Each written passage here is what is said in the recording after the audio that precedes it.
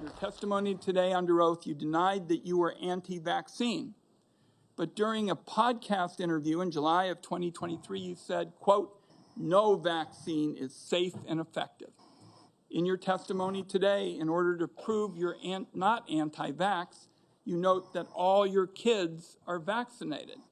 But in a podcast in 2020, you said, and I quote, "You would do anything, pay anything to go back in time and not vaccinate your kids." Mr. Kennedy, all of these things cannot be true. So, are you lying to Congress today when you say you are pro-vaccine, or did you lie on all those podcasts? We have all of this on tape, by the way. He asked me, and anybody who actually goes and looks at that podcast and will see this. He asked me, are there vaccines that are safe and effective? And I said to him, some of the live virus vaccines are.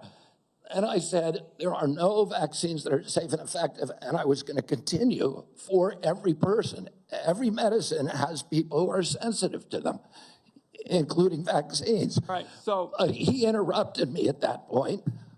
I've corrected it many times, including on national TV. You know about this, Senator Wyden, so bringing this up right now is dishonest.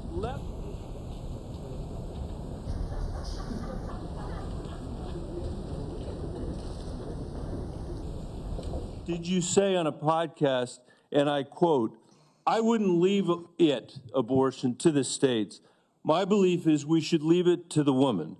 We shouldn't have the government involved, even if it's full term." Did you say that, Mr. Kennedy?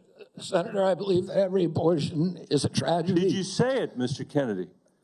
This matters. It doesn't matter what you come here and say that isn't true, that's not reflective of what you really believe, that you haven't said over decade after decade after decade, because unlike other jobs we're confirming around this place, this is a job where it is life and death for the kids that I used to work for in the Denver public schools and for families all over this country that are suffering from living in the richest country of the world that can't deliver basic health care and basic mental health care to them.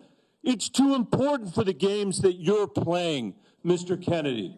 And I hope my colleagues will say to the president, I have no influence over him.